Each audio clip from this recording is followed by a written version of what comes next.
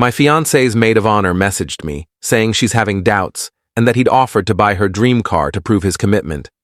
I replied, "Got it." Then I canceled the wedding venue, listing extortion as the reason. The non-refundable deposit was entirely in her name. I, a 32-year-old man, was at my desk last Monday, finalizing wedding plans when I got a text from Claire, my fiancée Emma's 29 maid of honor and supposed best friend since middle school. "Hey Mark, we need to discuss something serious. Emma doesn't know I'm contacting you." My first thought was maybe she needed help with the bachelorette party. We were 8 weeks from the wedding. "What's going on?" "I care about you both, so I'll be blunt." Emma's having second thoughts. She's stressed about the wedding and questioning if you're the right fit for her future. My heart sank. Emma and I had been together 4 years, engaged for 1. Everything seemed fine. We'd gone dress shopping 2 days earlier. Doubts about what? She feels you're not fully committed to the life she wants. She mentioned you drive that old Civic and live in a basic apartment. She needs assurance you can provide the lifestyle she deserves. I stared at my phone. My 2018 Civic runs great. My apartment is solid. 2 bedrooms, nice neighborhood, $2,100 a month. I earn $78,000 as a project coordinator, not wealthy, but stable. What are you getting at, Claire? If you love her, show it. She's always wanted a BMW 3 Series. If you got her one as a pre-wedding gift, it'd prove you're serious about her future. Otherwise, I'm not sure the wedding's happening. Let's be clear. The venue deposit was $8,500. Emma insisted on that specific place, saying she'd cover it since her parents gave her money for it. Catering deposit, $3,200, in her name for credit card points.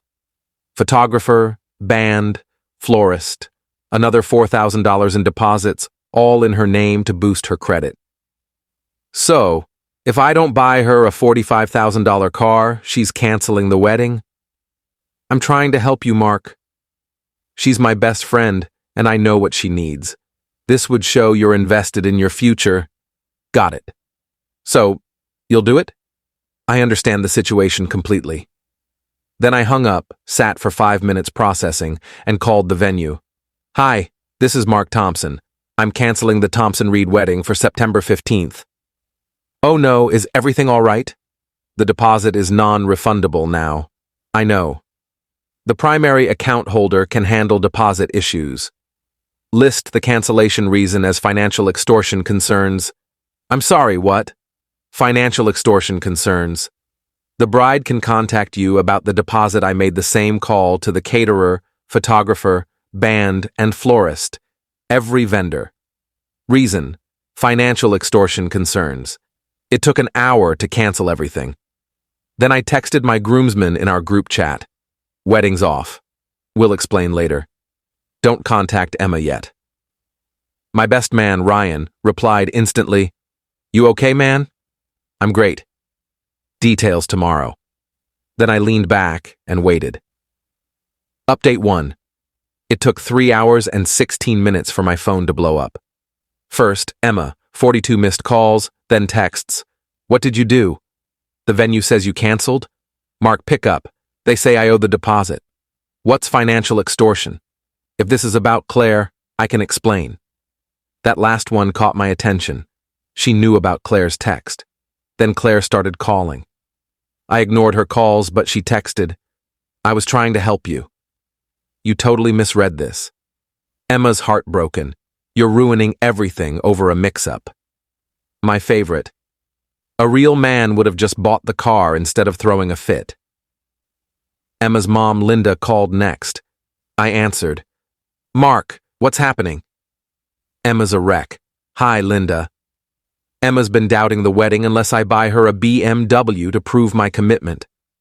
I was told this was necessary to show I can provide her desired lifestyle. I canceled the wedding instead." "That's... Bethany said that?" "Yes, said Emma needed proof I could give her the life she deserves." Long pause. That meddling girl. I'll call you back. 20 minutes later, Linda called again. Mark, I talked to Emma. Claire took it upon herself to interpret some things Emma said. Emma didn't ask for a car. What did Emma say? Another pause. She might have told friends she wished you were more driven, hoped marriage would push you to upgrade your lifestyle. So she thinks I'm not good enough as I am? That's not... Mark, brides get nervous. Linda, being nervous isn't the same as telling friends I need financial motivation to be marriage material. The wedding's off, but the deposits, over $15,000. That's Emma's issue. She wanted them in her name. I hung up and texted Emma once. Your maid of honor said you need a BMW to be sure about our marriage. That tells me everything. The lease ends in 2 months. Arrange to move your stuff. I turned off my phone and went to Ryan's. Update 2. I stayed at Ryan's for 2 nights to let things settle. Wednesday evening, I returned to the apartment. Emma was there with backup. Claire, her sister Sophie, and Linda. The moment I walked in, Emma started sobbing, dramatic, messy tears. How could you do this to me? Everyone knows. The humiliation. You humiliated me first by telling your friends I'm not good enough, I said calmly. Claire jumped in. She never said that. You're twisting it. You texted me that she needed a BMW to be sure about marriage. I was exaggerating. Girls talk. You don't get female friendships. Sophie piled on. Mark, you're being absurd. Do you know how much money she's losing? The venue won't refund anything. Maybe she should have thought about that before deciding I needed to be extorted to be worthy of marriage. Linda tried diplomacy. Mark, please, let's reschedule everything. This is a misunderstanding. It's not. Emma thinks I need to buy luxury cars and upgrade my lifestyle to be marriage material. I think I'm fine as is. We're not compatible. Emma stopped crying long enough to speak. I never asked for a car. I just said it'd be nice if you were more driven. What does driven mean, Emma? She hesitated. You've been at the same job 3 years. Same apartment 4 years. Same car. It's like you're not trying to grow. I got 2 promotions in 3 years. My salary went from $62,000 to $78,000. I save $1,500 a month. But because I don't splurge on fancy cars, I'm not driven? That's not what I meant. Then what? Silence. Claire tried again. Just buy the car and fix this. Be a man, I laughed. Genuinely laughed. A man? A real man doesn't buy love. She's not asking you to buy her love, Sophie shrieked. Just show you care. I was marrying her. That's how I showed I cared. Then Emma dropped a bomb. If you don't fix this, I'm suing you for the deposits. My lawyer says you're liable since you canceled. Your lawyer? You've already called one? My cousin Greg. He says I have a case, good luck. I have Claire's texts saying I needed to buy you a car or the wedding was off. That's extortion. Why I listed it as the cancellation reason with every vendor.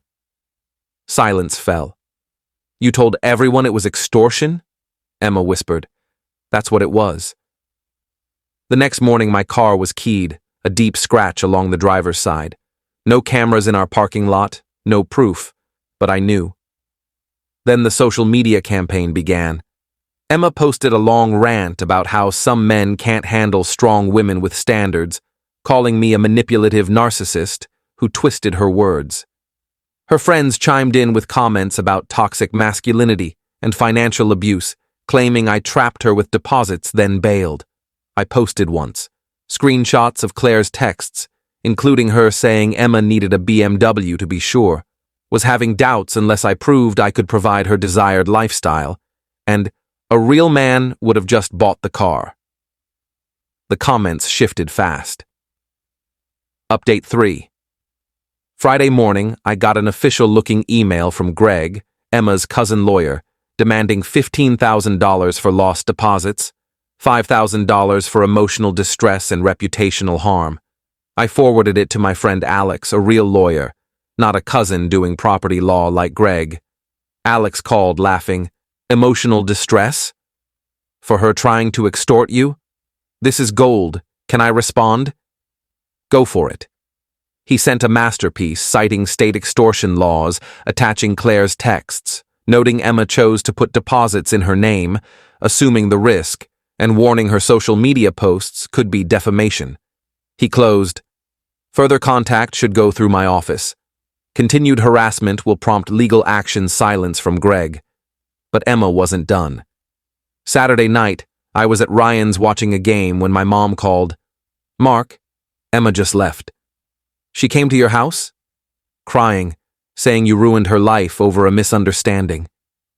Said she loves you and just wanted to know you were serious about your future. Mom, she wanted a BMW to prove my worth. She said that was Claire's idea. But she didn't stop it, and she admitted knowing Claire texted me. My mom sighed. Your dad and I have been married 35 years. Know what car I drove when we wed? A rusty Ford with 150,000 miles.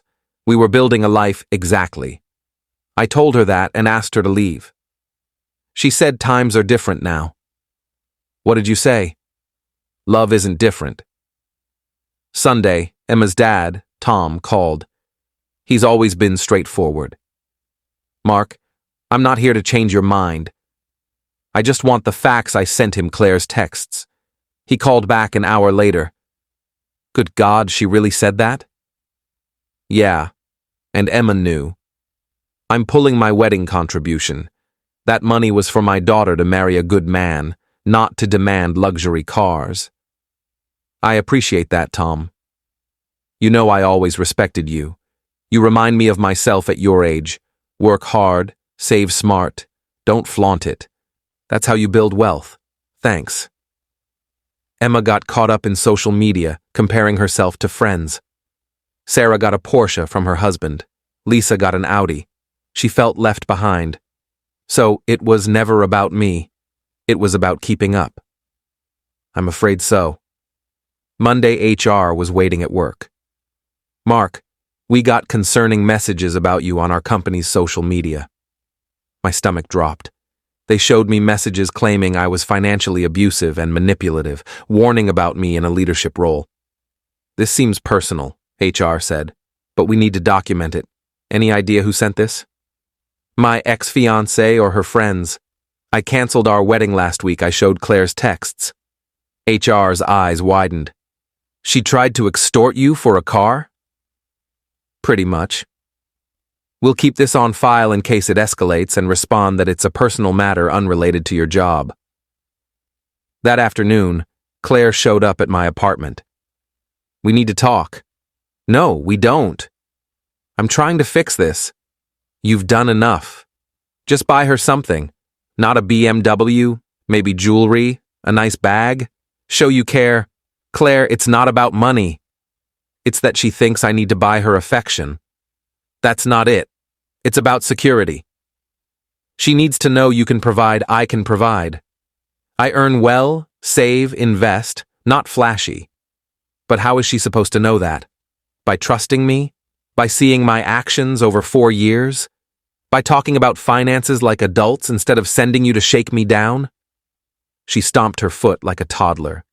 You're impossible. You're throwing away something beautiful over ego. I'm walking away from something transactional, pretending to be love. She stormed off, yelling for neighbors to hear. She's better off without you. You'll die alone with your dumb Civic. Joke's on her. My Civic's paid off and gets great mileage. Final update. 3 weeks since I canceled the wedding. Here's the fallout. Emma lost about $15,700 in deposits. Tom refused to cover it, saying she needed to learn about consequences. She took out a loan to pay off her credit cards. The venue called last week. They had a cancellation and could fit another wedding on our date, but both parties had to release it. I signed off immediately. Emma held out 3 days, trying to negotiate some deposit back. They gave her $500 of $8,500. She texted me, furious, saying I could have backed her up. I didn't reply. Claire's no longer Emma's friend. When their group saw Claire's texts, they realized she'd been stirring drama for years. Sarah revealed Claire told her husband she was unhappy with her engagement ring. Lisa said Claire tried convincing her that her husband was cheating. He wasn't. The group cut her off. Greg, the cousin lawyer, got in trouble with his firm for sending legal threats outside his expertise. His boss saw the email, Alex ensured it, and was furious about Greg using firm letterhead for family drama. 2 days ago, Emma showed up with a box of my stuff, old shirts, a mug I didn't care about. She was dressed up, full makeup, wearing perfume I'd bought her for Christmas. I just wanted to return your things. Thanks. Leave them there. Mark, can we talk? Really talk? About what? I messed up. I let Claire get in my head. I let Instagram and comparing myself ruin us. Okay. I love you. Not your money, not a car, you. If that were true, you'd have stopped Claire the moment she suggested a BMW. I was confused. Wedding planning is stressful. You knew she was texting me. You admitted it. I thought if you bought the car, it'd show you really loved me. No, you thought it'd give you Instagram bragging rights to match Sarah and Lisa. She started crying. I'm turning 30 next year. My friends are married with nice things. I wanted to feel special. You were special. You were marrying someone who loved you. But that wasn't enough. You're right. It was about what the car meant. Status, showing off, saying my man got me a BMW. Not us. She left silently. Yesterday, Ryan sent me a screenshot. Emma posted on Instagram with a quote about knowing your worth and not settling. Top comment from Tom. Focus less on what you deserve and more on what you earn. Brutal. I'm doing great. Still saving $1,500 a month. More now without wedding costs. Alex and I are exploring investment properties. Good credit and savings make that possible. Last night, I got a text from an unknown number. Hi, Mark. This is Sarah. Sorry for believing Emma's side. My sister Lauren's single and thinks what you did was epic. Can I give her your number? I said yes. We're grabbing coffee Saturday. She drives a 2015 Corolla and says fancy cars are a waste when you could travel. Worth a shot. Best revenge? Living well within my means, no BMW required. Edit. Yes, Lauren and I had coffee. It went great. She brought a spreadsheet of her 5-year financial plan with savings and investment goals. I might be smitten. Also, Emma saw us together, small world, and had a meltdown in Target. Security was called. Claire texted, asking if I'm dating Lauren to spite Emma. I didn't reply, but Lauren did. No, he's dating me because I don't need a luxury car to know my worth. Mic drop.